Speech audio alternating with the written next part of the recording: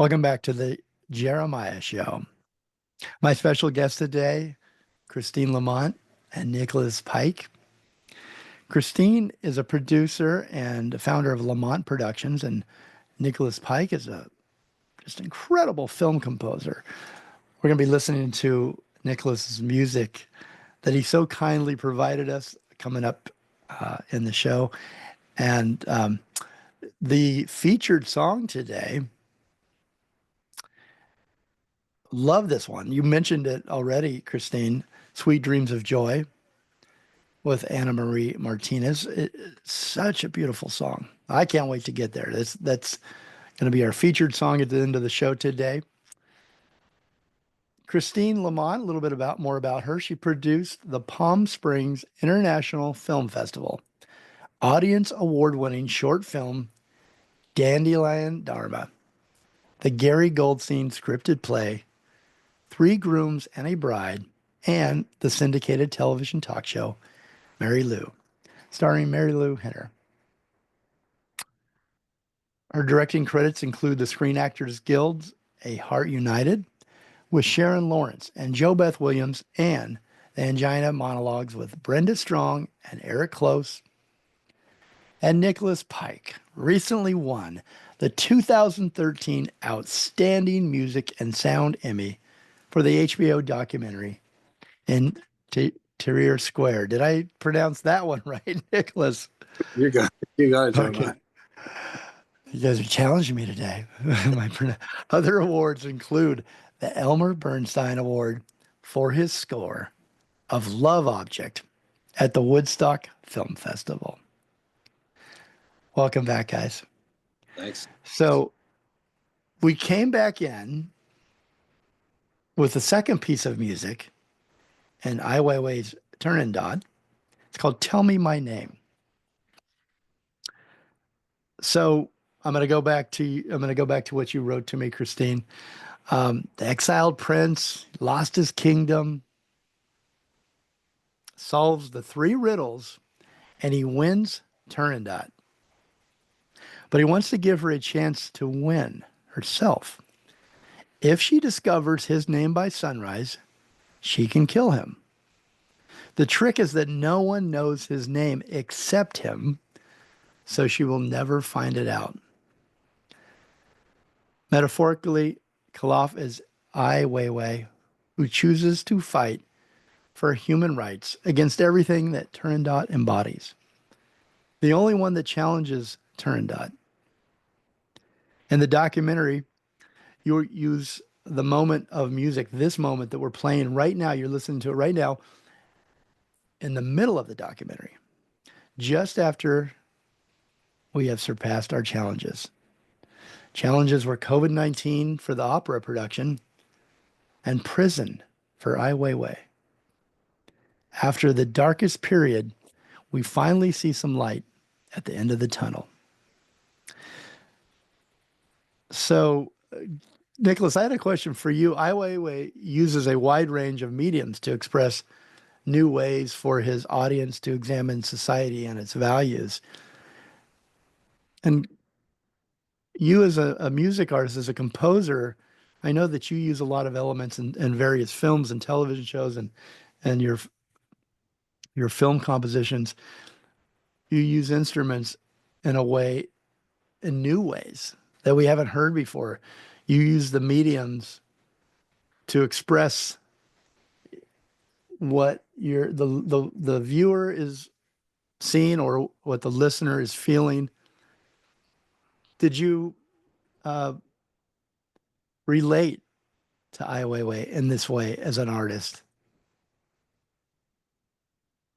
It's a really question, Jeremiah, and I was wondering if you would bring it up, because honestly, to me, in music and what I do, I mean, politics is so far away from it. For me, it's all about emotion and beauty in whatever form that takes, you know.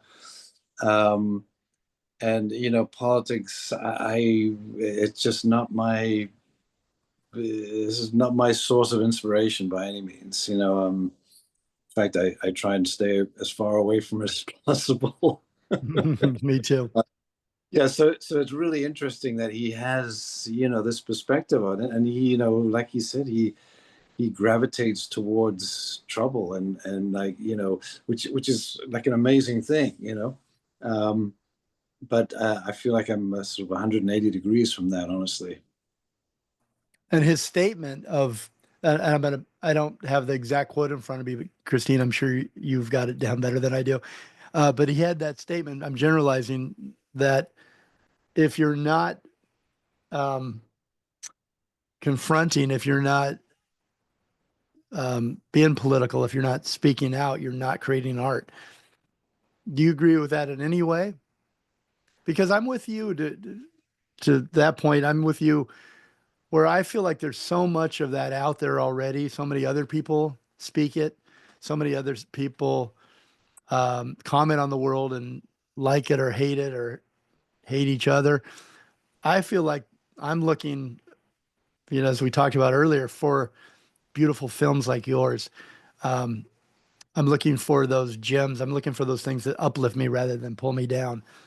And I know that there's a place for people that are outspoken, and artists certainly can fill that probably better than anyone. But what are your guys' thoughts on that, Christine and Nicholas? On can it be done like your film without really creating more turmoil, more displeasure in the world? Well, I think that it's just can also be educational. You can just open up people's minds to understand that the status quo is not the only thing. There's other things that Right. you look at that you can change, that you have power, you have a voice, you're a part of a community that can move things.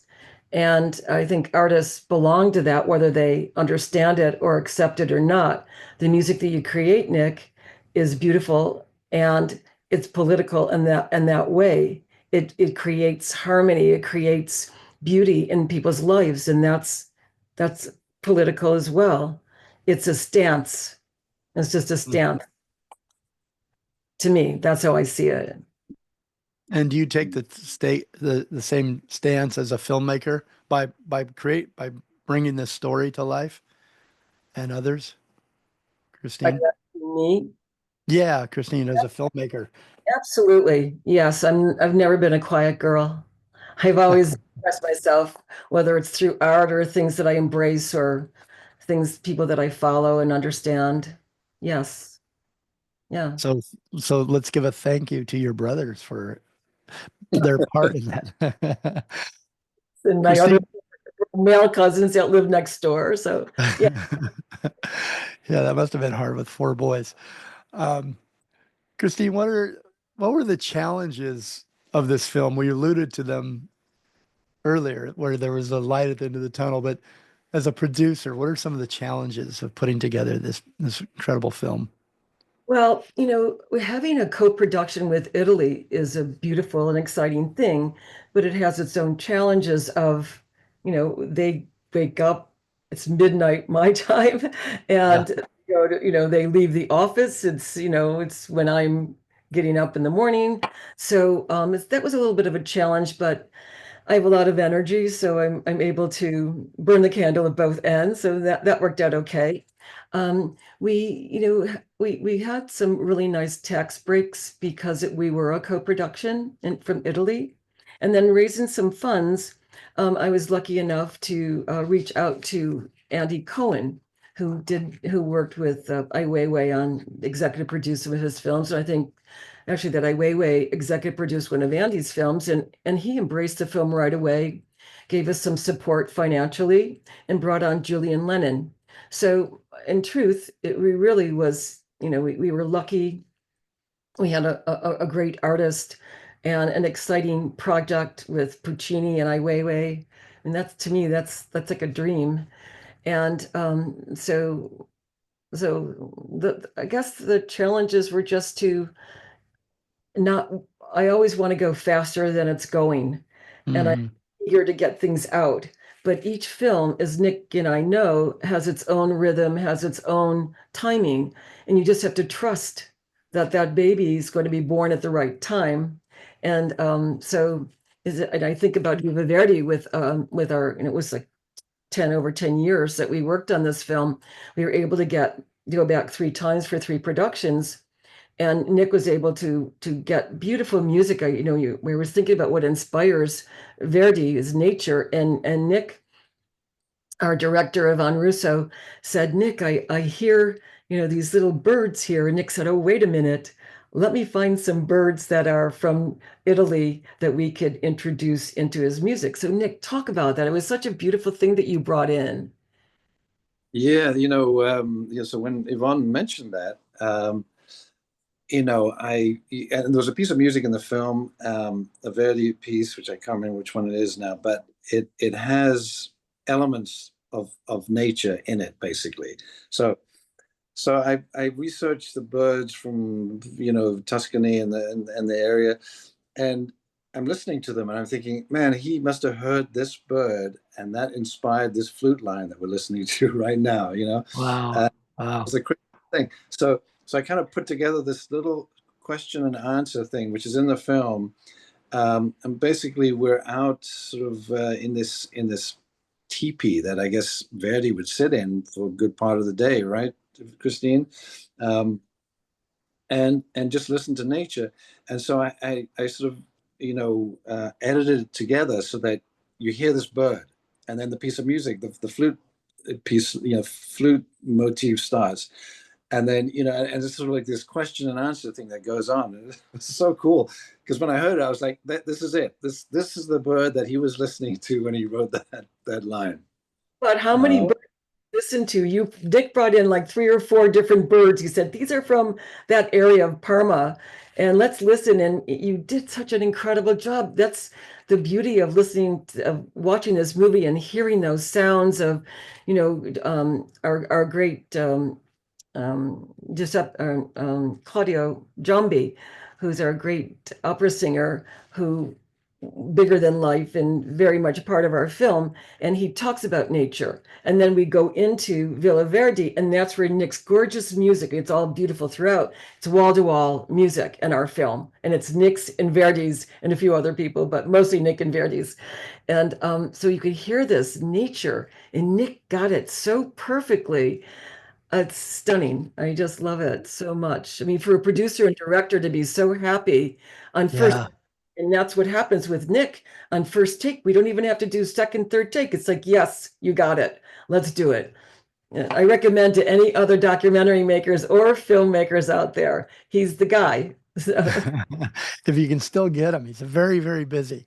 He's very in demand. Nicholas, Well, yeah, go ahead. just go back to that piece for a second. There were 3 or 4 birds that I picked out that absolutely sounded like bits from the piece, right?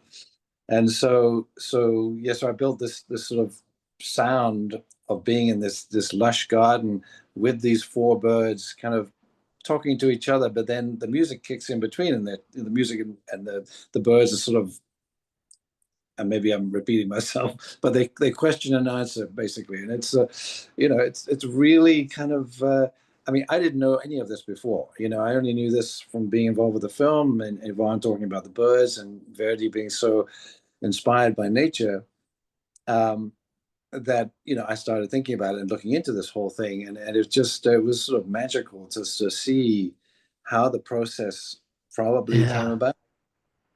How Yeah. often, Nicholas, are you inspired by nature in your composing, or have there been other moments like that you can recall and tell us about, that where something, whether it was in nature or in humanity or a sound that you just heard differently than the rest of us do, and you found a place for it in your composing, in your music? I mean, honestly, when I'm writing music, just for the sake of writing music, nature plays a big part in it. Water plays a big part in it. My wife and I went to this Glyndebourne festival in England a couple of years ago, which I didn't even know about, and I'm British. I'd never heard of it, but it's a big, it's a big operatic kind of a summer festival. So we went there, and it's on this beautiful estate, in Sussex, I think. And we sort of wandering around there because it was a beautiful day, and it wasn't time to go into for the show yet. And there was this sculpture, this bronze sculpture of a woman poised to dive into this little lake, and it was beautiful. So sometime later, I did a demo for this film. I don't want to say what it was, but last year, and so I wrote this piece which I really liked, but apparently that director didn't. But anyway, it's okay. So, well, this would be really nice to make a piece out of this, and have a song. And I was okay, what am I going to do a lyric? And then I started, I was thinking about Glyndebourne and this sculpture. And I thought, yeah, there's a lot there that I could dig into, And so the lyric is all about this sculpture that's poised over the water, and the water's moving, and the trees, everything is in motion. And so, yeah, so the lyric was 100% based around that. And then at some point later, I thought, I've used all these images and kind of messed with them, in Photoshop, and colorized them in weird ways. I better talk to the sculptor and make sure that she's all right with this, So I was trying to find her name, and I couldn't anywhere. Eventually I called Glyndebourne. I said, who did that sculpture that's down in the, and they didn't know. They had to say, well, I have to call you back. So then they went off and found out, gave me her name. I got in contact with her, and I said to her, look, first thing is they need to make more of your piece of work down there, because it is spectacular.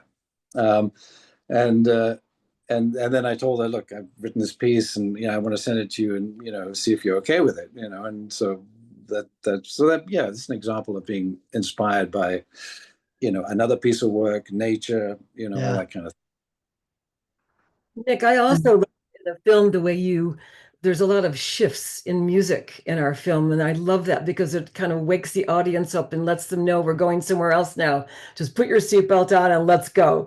And that's what Nick does with his music.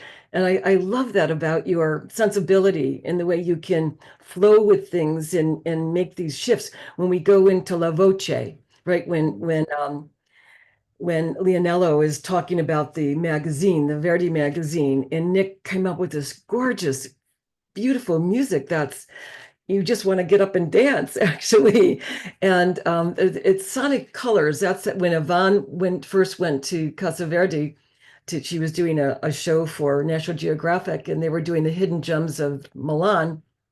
And she said, when I went in there, there was sonic color all over. And that's kind of the way I feel about our film.